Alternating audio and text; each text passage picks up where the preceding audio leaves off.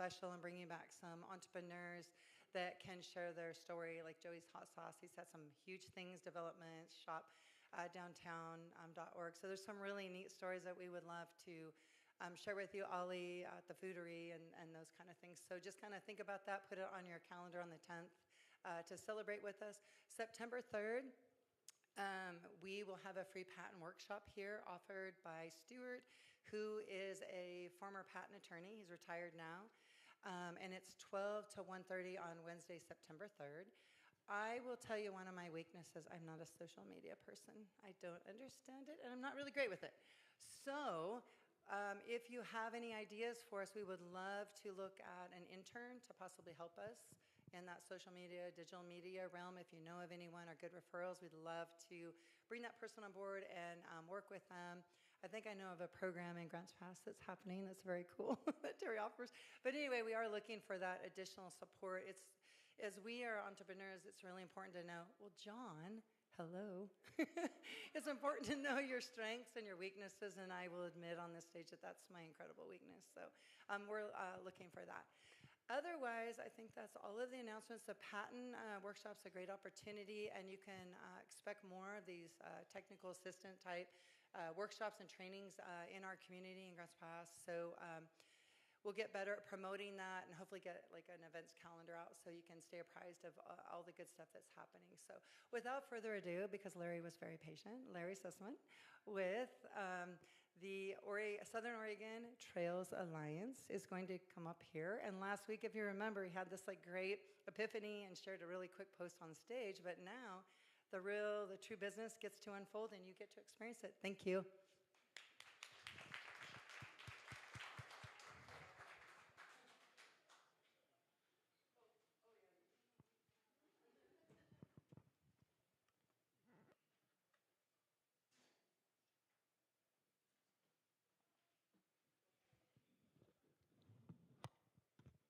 All right, sound effects. Good morning, everyone. My name's Larry, and I love trails.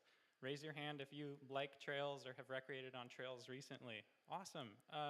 Keep your hand up if you want to tell me what your favorite trail is. Nicholas. We just did Middle Falls. Ooh. Right? Middle Falls? No, McLeod River Falls? Yes. That's a beautiful place. Another favorite trail. Go ahead. East Applegate Ridge. I love East Applegate Ridge Trail. We just worked on that trail this spring. Go ahead, Trevor. It's a cute little one, but the Lumpy Creek, the Tampa Trail is Somehow I still have not been to Limpy Creek, and I have to go. It's amazing. Yes, sir in the cowboy hat. Now that's a very cool trail and not a motorized off-road experience. So anyway, I will, here, I'll give you the last one. Okay, nice, yeah. I want to introduce the Southern Oregon Trail Alliance. I'm the president of this little nonprofit, but with the help of some friends, we adopted it in 2024, and we are focused on building a community of trail stewards. So we're a trail stewardship. I'll let you take a picture of that real quick. These are the things that we're dedicated to doing. So we basically focus on restoration and maintenance of existing trails, mostly single track and mostly multi-use trails, but we're also just really all about building community here. So I want to talk to you about why trails matter. Trails matter for a whole bunch of reasons, and I'm sure you probably have your own reasons that you connect with, but being able to connect with nature, health and fitness and recreation, you know, cycling, running, hiking, all that stuff. Trails really develop a tourism economy, and you can see this right here in Grants Pass. The city has invested a lot of money into building the Dollar Mountain Trail project to increase livability as well as tourism. Trails connect us. They provide education opportunities for kids and anyone else looking to learn about nature. And they also serve as fire breaks and access to wildfire, which is a very relevant topic from last week. Here's an example. This is a trail that we worked on in 2023 in the Smith River area. There was a Smith River complex fire, burned 94,000 acres, and this trail had been fully overgrown. We went in and widened it a little bit, and then it actually served as a fire break. Another trail I'll tell you about later in my presentation, recently, as of 2 weeks ago, served as access for the Kilgore fire down in the Applegate, and fire crews were able to access that area thanks to our work. trails are also for everyone. So we're all about shared use trails, whether that's to access resources, hunting, fishing, foraging, etc., but also for recreation, like some of the methods I talked about earlier, both on foot, with hoof, or with wheels. But they also provide opportunities for the youth to get out there and enjoy nature. Their accessible trails are really cool. Talking about trails around here, the London Peak Trail is a wheelchair accessible trail that goes to a beautiful lookout. That's one of my favorite accessible trails. They have historical significance. A lot of the trails in our area date back to the 1850s or before and are very connected to the history of our area. And they also provide access to public lands. And those public lands are managed by our federal government, but they are our lands. Unfortunately, our federal land managers cannot maintain these trails. We talk to folks with the Forest Service, the BLM. They don't have the funding and the resources to do this. This is actually a quote that I got over email from the district ranger of the Wild Rivers District of the Rogue River Siskiyou National Forest, saying they can barely keep toilet paper stocked in the campgrounds, much less repair trails. They haven't had a full recreation crew since 2002, and they're basically not able to prioritize trail maintenance. So this is my good buddy Daniel cutting a tree off a trail because unfortunately our government really can't do that right now. So enter SOTA. SOTA was founded in 2017 by a really passionate group of people and had a huge impact in our area.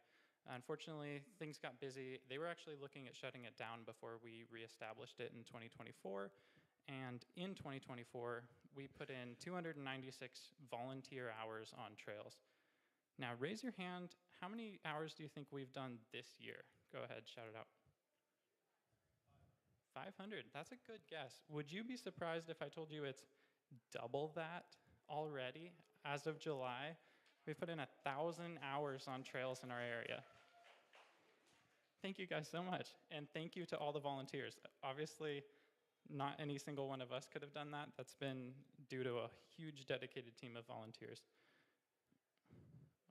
Here are the areas that we work. So mostly this year we've been focused in the Applegate because that's been our most interesting project and biggest project we've taken on. But the Briggs Valley is over here in the Taylor Creek, Briggs Valley area. Grants Pass, we consider that to be like Cathedral Hills mostly. And then Mountain of the Rogue and the Illinois Valley. These are the regions we work in. Here's the type of work we do. So a lot of dirt work. This is mostly like widening the trail tread and improving drainage features, things like that. Brush work. This is big, thick, woody brush, poison oak included. Cutting down trees. This is 260 hours of just running a chainsaw. And weed control is mostly just weed eating. This is our project that we're most proud of this year. We were actually featured in the paper recently for this project. And this is a historic trail that dates back to the 1850s in the Applegate Valley. And it's very much like the East Applegate Ridge Trail, except it has more elevation change, but very similar views and absolutely gorgeous terrain. So here's a little quote from a member of the community who was super happy to see this trail restored. When we first came along, this trail was completely overgrown. It looked like a deer trail. It was barely passable. Here's some photos of the project working on it, widening it, and then that front page Daily Courier, which we're very proud of. Here's some stats on the trail. I won't linger here, but basically we were able to use a new model that we're going to try to keep doing to acquire funding and make this project happen. So since we don't have any federal funding whatsoever, we put all of our money into trails, but we don't get any federal funding from those land managers. We had to go to a private source. So Athletic Brewing, a non-alcoholic beer company, actually sponsored us, gave us $8,000 to do this trail project, which was a third of what we had expected and budgeted, but we were very, very smart with our money, and we were able to make it happen despite that. So it took 336 hours to make that trail happen, and now it's 4 miles of trail that are restored. So I want to talk to you about what's next for our organization. With that kind of feather in our cap of the Mule Mountain Trail Project, we want to bring that same model to the Briggs Valley here west of Grants Pass. this area kind of south of Galise in the Onion Mountain area. A lot of those trails are motorized, and there are the 3 that we're targeting right now. There are still some trails in the Applegate Valley that we'd like to restore and collaborate with other organizations on. And then Cathedral Hills is very near and dear to our hearts as a local recreation area. Some of the assets that we're looking to acquire in the future to help us do this trail work are an enclosed equipment trailer just to kind of keep all of our tools together and get them to these work sites. Nice pop-up tent to keep us out of the rain on trail work days and also for events, and then some other tools and things like that. Ways that you can get involved with us. We would love to connect with you on our website that is recently created, thanks to Sierra. Follow us on social media. Sign up for our email list. That's where we put out when we're doing a trail work day. We would love to see you at a trail work day if you have an interest. We're a nonprofit, so any of your donations are tax deductible and go right into restoring trails in our area. And lastly, and probably most relevant, help us by connecting us to resources, grant writers, local leaders, and businesses. Thank you so much for your time.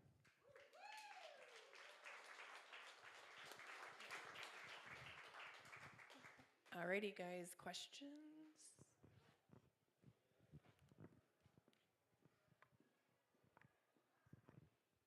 Does anybody ever get poison oak? Oh, yeah. I thought I was immune to poison oak, and I like to talk a big game about how, oh, yeah, I never get poison oak, and I will go attack poison oak. And I recently learned that you don't develop a tolerance to poison oak. You actually get it worse and worse over time. And so now I've started getting it really bad, but a few of our board members have suffered greatly for your recreation enjoyment and had lots of poison oak. I have a solution for that with a company I've worked with.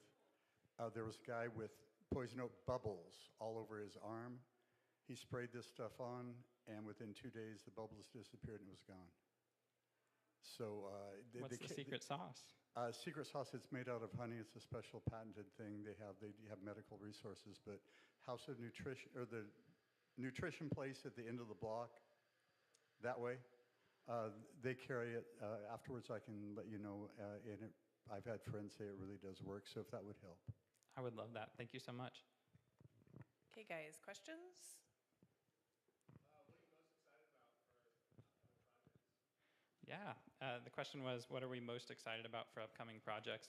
I think right now, targeting the Briggs Valley area, we're hearing from our community that that's a very important area to them. This area suffered a devastating wildfire, I think another 90,000 acres. In 2018, the Klondike fire and the Taylor Creek fire merged and burned a lot of this area, so now there's no overhead forest canopy. With those trees dead and still standing, a lot of the sun hits the ground and creates a lot of brush growth, and so some of these trails are getting very overgrown, and right now there's poison oak out there, there are blackberries, there are wild raspberries, lots of scratchy stuff. So we're targeting the Athletic Brewing Grant again for 2026, applying to restore those trails. And even if we don't get the funding, we're going to dedicate ourselves with our volunteer hours to restore these trails. Second priority would be the Applegate Valley. There are some other organizations that we partner with, like the Applegate Trails Alliance, or Association, excuse me, who manage the East Applegate Ridge Trail, as well as the Motorcycle Riders Association. They keep these trails open, carry chainsaws on their motorcycles, things like that. So those are the two most exciting things that I'm personally looking forward to. I know no two trails are the same, but for everybody listening and watching abroad, could you explain kind of what a typical day for a volunteer would look like? Yeah, that's a great question. I really appreciate it. What we've tried to do is, and the model that we're trying to follow, is make the real heavy lifting get done with forestry contractors who get paid to do that work, because it is brutal work. For example, the Mule Mountain Trail, we were breaking rocks apart with our tools, and it was not fun. I'm not going to force anyone here to do that with me, and so a regular volunteer day is a lot more accessible to all, and we have kids come out, we have older folks, anyone can help and be a volunteer, and we we won't put you on the backbreaking work. So in general, a volunteer day, it consists of driving out some forest roads, usually paved, to a location, and then we'll hand you some loppers. We'll kind of run down a safety briefing, but I believe that loppers and maybe a little handsaw are like a perfect introductory tool to hand someone. I'm not giving them power tools or chainsaws or anything like that. Any chainsaw use that we do can only be done by folks who have a chainsaw certification from the Forest Service anyway.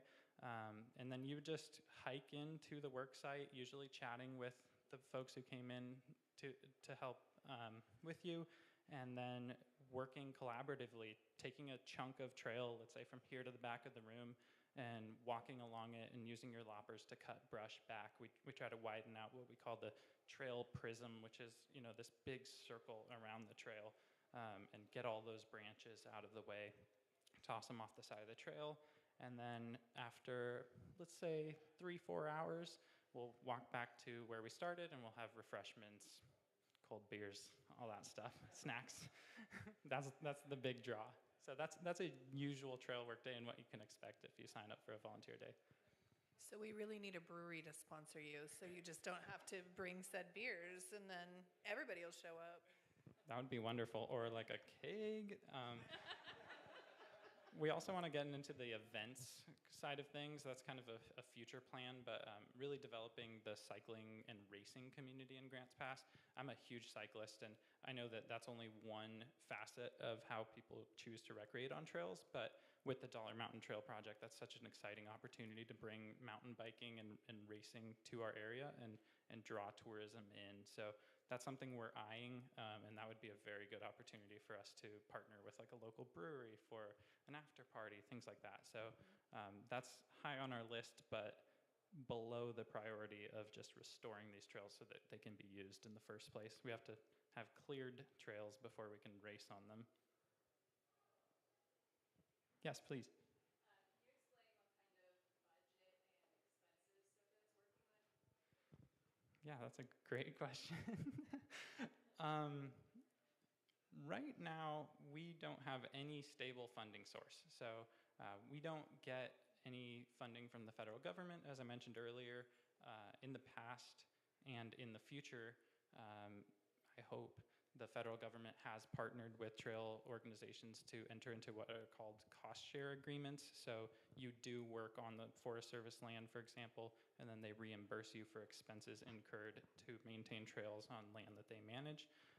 There is none of that funding available right now, and so we're really looking and targeting private grants. We do get some donations, but it's very small. Right now, our bank account's got maybe $3,000 in it, and we run a very, very tight ship around here, very lean budget.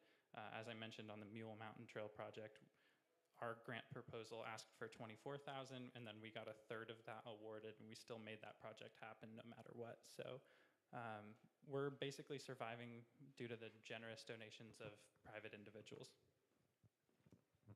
Is this your full-time job? That's a great question. I wish it was. Maybe in 10 years. No, this is not my full-time job. Actually, every single person on our board has a full-time job. And so this is SOTA, Southern Oregon Trail Alliance, is completely 100% volunteer run.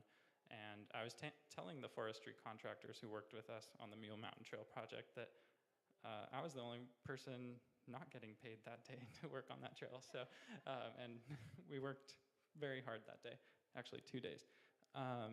So yeah, this is no one's full-time job. This is just a passion project that we're doing and really trying to bring these trails back into the fold. Trails that are on the map, but I wouldn't recommend recreating on right now, will be restored. Yes, please. Have you had any contact with anybody at the state in regards to some of the statistics in regards to this fire line stuff that you've done? As the government wants to try to push down carbon taxing on us individually, and that they unfortunately are the biggest, identified as the biggest carbon contributor in our entire state, and they don't want to say that they are because then it would take away from charging us carbon tax. Is there a way that SOTA could use that opportunity to kind of partner with the state to say, this is how we can do this as a regional thing that might wind up finding that federal funding that they don't want to fund the Forest Service with, but yet they still do. That SOTA and programs like that you could expand through the state to be able to help with fire opportunities that way. Yeah, I really appreciate the question. I think that fire is so topical right now, and that trails serve a very, very important purpose for fire, not only prevention, but fighting in general. So to briefly answer your question, no, I haven't been in contact with anyone at the state level. Most of the trails that we're looking at restoring are on federal land, so BLM and Forest Service. But I have friends, I have a friend who's with the Siskiyou Repellers, and he was telling me about this Kilgore fire in the Applegate, where they used the Mule Mountain Trail that was previously impenetrable. I mean, it was 6-8 foot tall buckbrush the whole way across, and we had to cut our way into that trail. They used the trail to access that fire and put it out. Firefighters also use trails as kind of like a back burning. So it's already a fire line. They start a fire burning this way to kind of already burn fuels before the bigger wildfire arrives.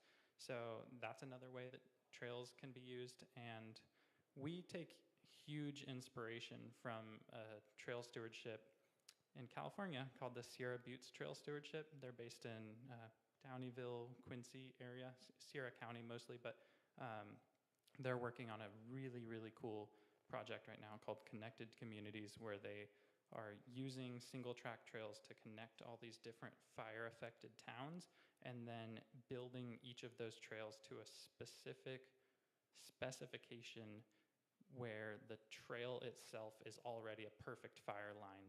So now it's, and that's the amazing thing, that anytime a fire kicks off, the Forest Service or whoever the firefighters are look at the map and they go, what roads and trails are here, and how can we contain this fire? So trails are a perfect fire line. And a movie resource that I would give you is called Fire Lines by Patagonia Films, and it actually features the Sierra Buttes Trail Stewardship and that project. And I can also share some fire line resources with you about trails and their use for fire. Yeah, go ahead.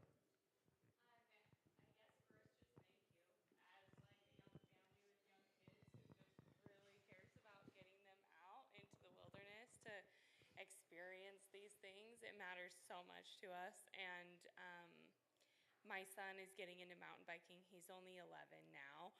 But like to be able to have like mountain biking clubs through his high school would mean so much to us. And seeing a friend of ours bring the Dollar Mountain and the B Street jumps and things like that is like, it's just been huge for us. So thank you. And we definitely want to volunteer and help how we can. Next, I feel like there's a bit of a lack of like the trails actually being like on places like Strava or All Trails, things like that, to actually like map out what's here. Because I think like there's some that I want to just ride myself and map them out and be able to post them so other people can know. Because I think sometimes it's hard just getting the word out of what's here. And once people know that there's more, and then they are looking for those new trails that are redone. So my question though was like, do you run into federal like regulations that are annoying when you're trying to like do these trails, even though they aren't maintaining them? Are they also kind of a hard wall to pass, or are they allowing you to? I know you said someone has to be certified if they have a chainsaw. Maybe that's how you get around, not around it, but through it. But I was just wondering, like, yeah, where the federal government is not maintaining them, but are they also like halting forward progress? I really appreciate that question, especially since I went through this year. So I want to I just want to respond to your comments earlier and say thank you for taking your kids out into nature. I think that's super important. I personally took up mountain biking when I was 12, so a year older than your son, and it's guided my life since then. And the whole trajectory of my life has brought me here through mountain biking and through single track and trails. And so I think they're very, very important. The Illinois Valley High School has a little mountain bike club, and I think they have mountain bikes. One of our board members was teaching there this last school year, and they were like building trails on the high school campus, and I think that's super cool. So it's very early in the development of youth cycling programs here, but the high school mountain bike racing and even middle school and elementary school mountain bike clubs are something that's desperately needed, and I'm really excited to see that.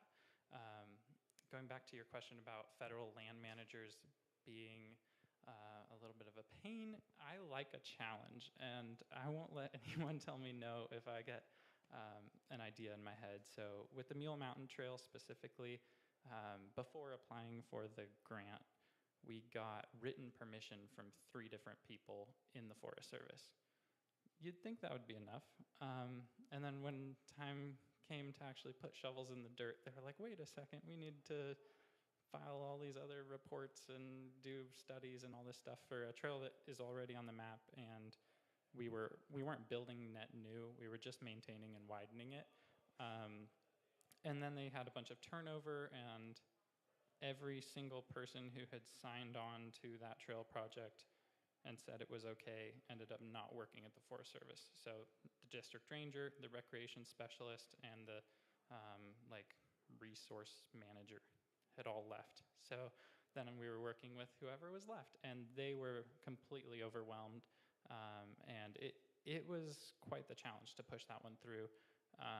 And I just stayed on them, and I was like, we're doing this no matter what. We might not have all the funding we need, and we might not have all the federal support we need, but we're going to make it happen because the community wants this trail. And I would highly recommend going and exploring this trail. This photo is actually taken at the top of the trail.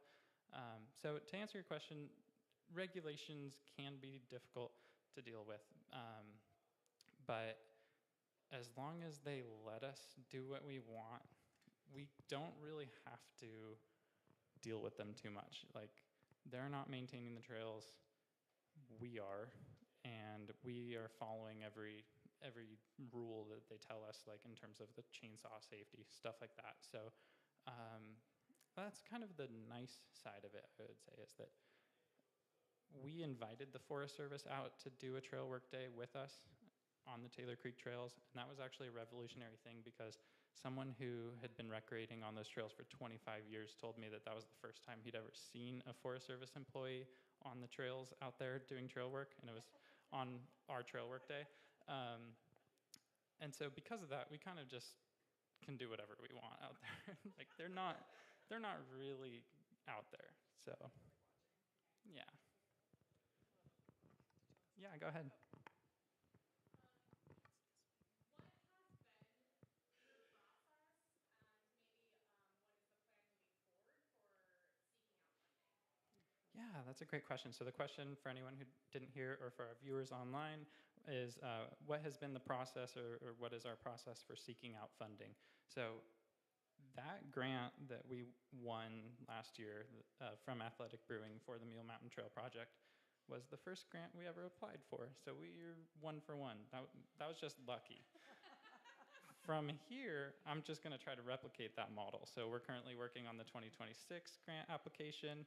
For that grant, I've also applied I've started a pre-application for a Travel Southern Oregon grant, and we're also looking at other corporate kind of private company grants. So SOTA in the past got some funding from REI and was actually able to buy some bicycles and trailers for those bicycles to bring in tools.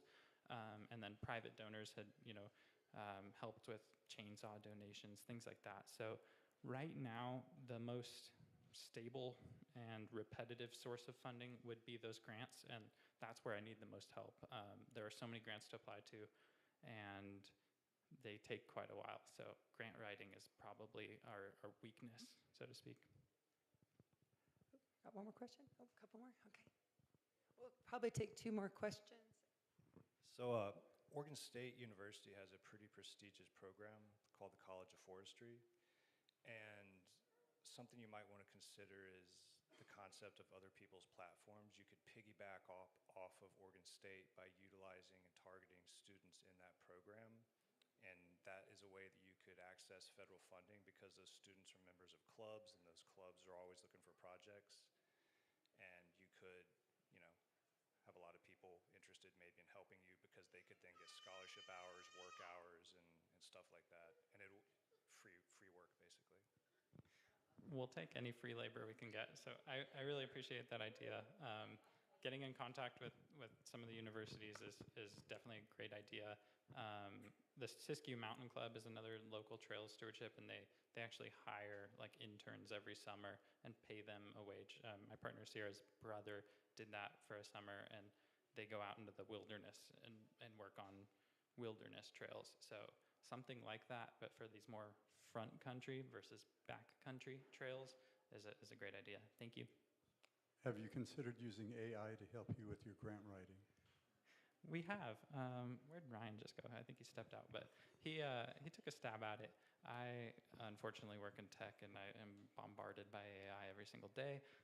There are applications for it, but I do believe that human touch and that passion can only come through from something done by a person. So there are ways to leverage AI to, refine what you create, but I would never apply to a grant with fully AI-generated nonsense.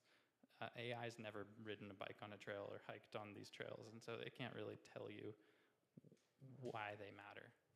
But I appreciate the question, and we do use it. I swear, just a little bit.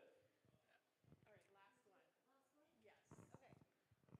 Just wanted to throw out there, I don't know if you're aware, but Rogue Workforce Partnership just opened up a summer youth work experience program where nonprofits or for-profits can apply. And they do all the recruitment for you to get students out during the summer. They do pay like stipends or wages, so I don't know if it'd be weird if the kids are making money and no one else is, but it's a good perfect. incentive. So something to look into. Yeah. What was the name of that organization one more time? Rogue Workforce Partnership. That'd be wonderful. Yeah, thank you so much. I obviously love this so much that I have no qualms about doing it for free. Like, I will be out there side by side with anyone who wants to do trail work for free. But I would love if folks like that, especially high school students, it sounds like, could actually get paid for that work. That'd be wonderful. So yeah, I'd love to connect with you about that. Well, thank you so much for everything that obviously you're very passionate about it. And, listen, we bought my grandparents' place. I have a bazillion tools. You're free to come and shop. And they're all in great shape. So, we've got so much that I could never even use. But with that being said, again, thank you so much. And you've got so many resources out here that I think that you can do great things or more great things. So, thank you all for listening.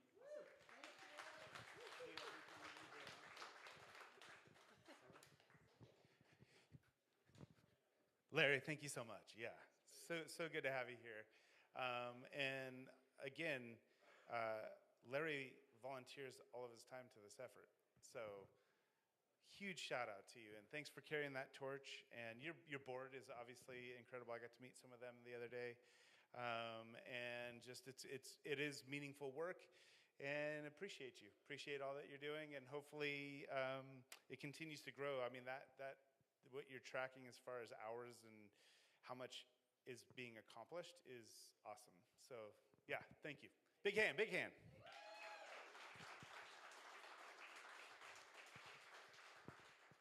So I also, you can go ahead and have a seat. You know. Thanks, Larry. I wanted to take a minute and just refocus us a little bit. So one thing that when we first signed up and we were meeting with the organizers of 1MC, they had meetings with, the thing that they kept driving home to us is that, and this does not at all have anything to do with your presentation today. This is just something that we've been asked to reiterate over time. And that is that 1MC is not about selling our stuff or pitching our things, right? It's about sharing our stories. It's about sharing the hard things, the issues that we're having and struggling with. And it's about sharing our resources with each other and our ideas and asking good questions and giving good feedback, right? That feedback loop and those relationships that we form in this room is what this experience is about. And so I just wanted to remind everybody that, and again, I'm not pointing any fingers at anybody. It really is just something that we're supposed to reiterate regularly because we tend, as human beings that are trying to accomplish something big and hard like we all are, we tend to get into that salesy mode or that pitchy mode at times and try to, sell something or push the idea as a pitch, if you will. And so we're just trying to refocus. It's about the conversation. It's about the story. It's about the people. And it's about helping lift each other up and, raise the tide. So anyways, I appreciate you all. Does anybody have any comments based on that? Anybody have any thoughts or ideas that they wanted to share? Yeah.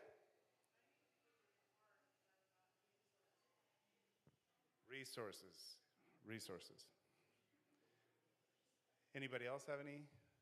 You're all welcome to stay and hang out after. There's more coffee back there, I think. And come talk to Larry if you have any interest in helping out. Also, go to Google, Southern Oregon Trail Alliance. You can go to the website, and there's a place to volunteer. There's a place to contribute.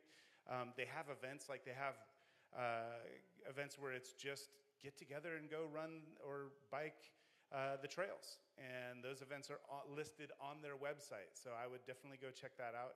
It's a good way to connect if you're somebody who loves trails and want to just get out there more. So anyways, thanks to you all. Have a wonderful day, and we shall see you next Wednesday. Have a great one.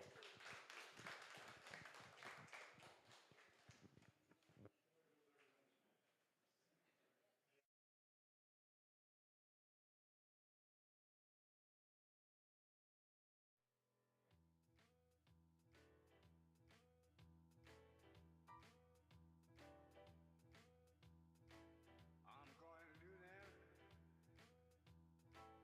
and get me a mojo hand.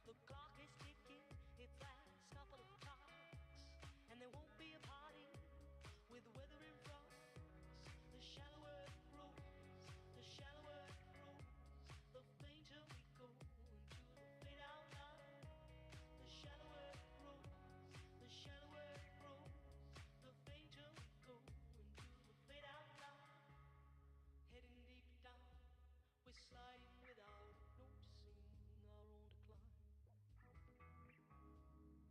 Heading deep down, we're hanging on to sweet nothing's left behind. Deeper down. Deeper down. Down, deeper down.